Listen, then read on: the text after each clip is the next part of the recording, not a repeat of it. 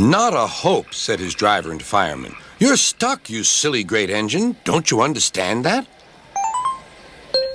They telephoned Sir Topham Hatt.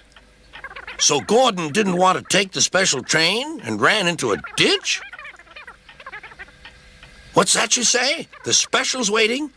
Tell Edward to take it, please, and Gordon, leave him where he is. We'll get him out later. On the other side of the ditch, some little boys were chattering. Oh, doesn't he look silly? They'll never get him out. They began to sing. Silly old Gordon fell in a ditch, fell in a ditch, fell in a ditch. Silly old Gordon fell in a ditch, all on a Monday morning.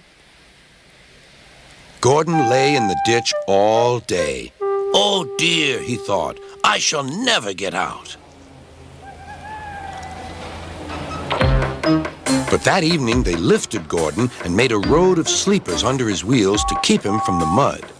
Strong ropes were fastened to his back end, and James and Henry, pulling hard, managed to bring him to safety.